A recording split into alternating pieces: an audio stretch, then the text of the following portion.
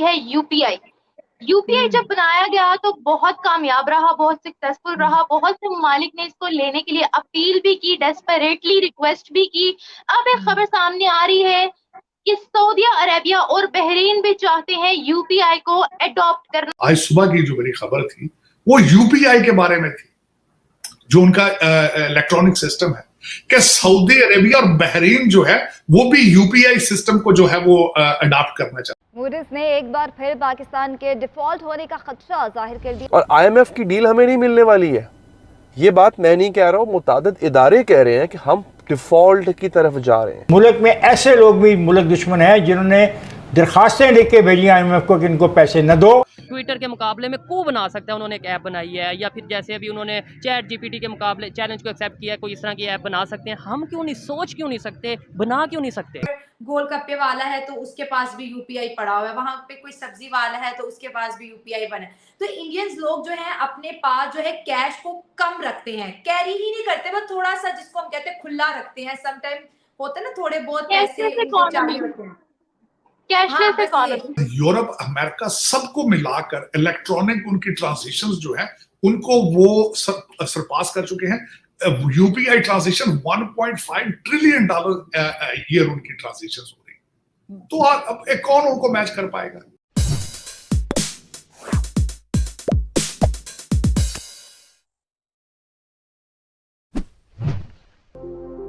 नमस्ते दोस्तों, जय हिंद। मेरा नाम सम्राट और आपका स्वागत है छुटकू एक्सप्लेनर के और एक नए वीडियो में।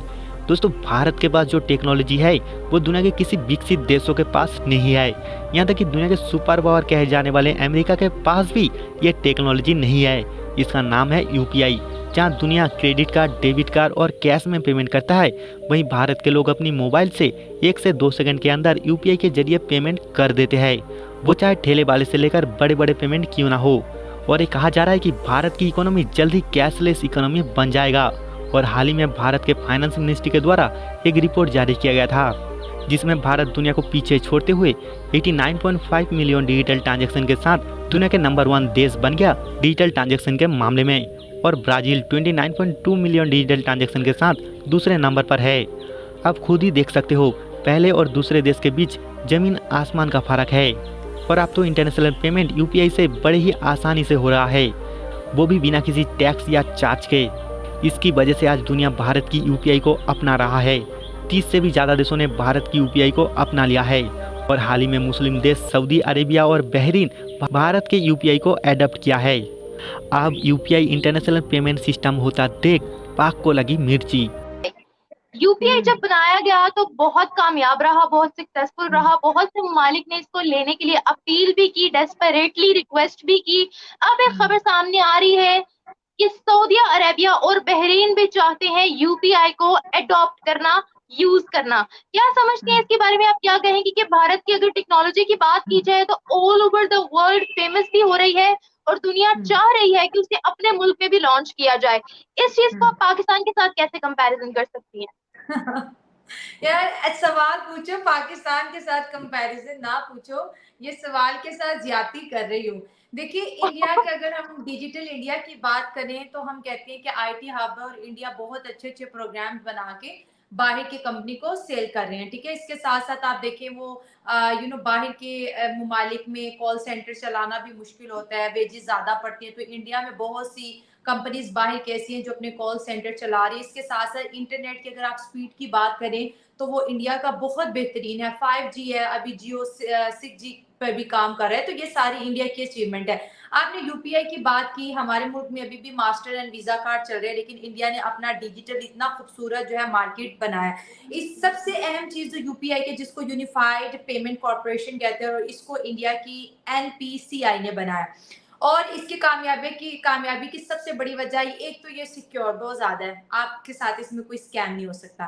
सेकेंड चीज ये है कि 24/7 मतलब कि 24 घंटे और हफ्ते के 7 दिन ये जो है ना काम करता रहता है। आप इससे जो है ट्रांजेक्शन कर सकते हैं। अब इसमें बैंक की बात करें, अब जैसे मेरा जो बैंक है उसमें हार्डली कोई 18 बैंक है जो ऐप मैं यूज करती हूँ, उसी के बीच में ट्रांजेक्शन कर सकती हूँ। लेकिन यूपीआई में 382 बैंक इस वक्त रजिस्टर है। मल्टीपल अकाउंट है इसमें, पर्सन टू पर्सन आप डील कर सकती हैं एंड पर्सन टू मर्चेंट भी आप डील कर सकती हैं।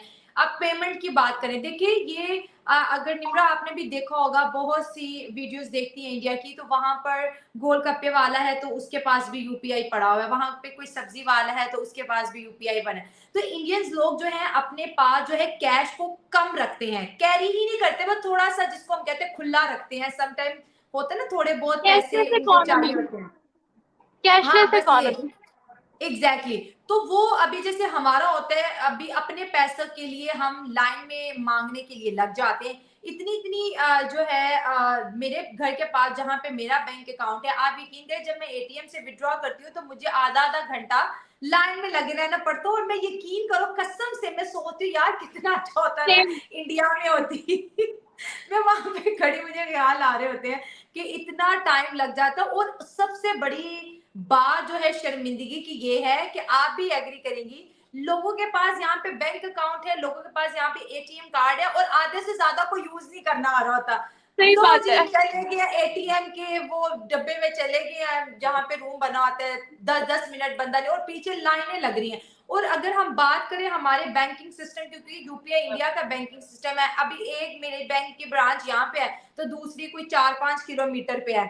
इतना सफर करना, मैं कभी कभी सोचती यार मैं किस जमाने में रह रही हूँ यहाँ पर। जैसे एक एटीएम में मनी खत्म हो गई है, ठीक है, या वो काम नहीं कर रहा, अब दूसरी के लिए मुझे ऑटो करवाना पड़ेगा, फिर उसको 200-250 मुझे किराया देना पड़ेगा, फिर मुझे अगले स्टॉप तक जाना पड़ेगा।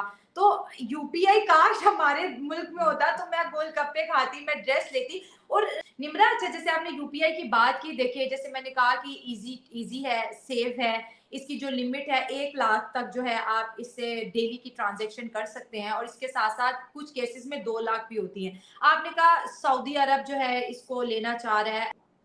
अगर हम इसकी लिस्ट की बात करें कि इस वक्त जो है कितनी कंट्रीज में इंडिया का यूपीआई सिस्टम चल रहा है, तो उसमें देखिए यूएई है, ओमान है, सऊदी अरेबिया ऑलरेडी है इस लिस्ट में, मलेशिया है, फ्रांस है, बेल्जियम है, नीदरलैंड है, स्विट्जरलैंड है, और इसके साथ साथ 2 और कंट्रीज भी है। अमेरिका भी यूपीआई, जब इस दफा कश्मीर में वो लोग आए हैं और उन्होंने यूपीआई के थ्रू पेमेंट की है, वो हैरान है कि इतना इजी, इतना ज्यादा इजी। हमारा अभी जो सिस्टम है वो बहुत ज्यादा स्लो है।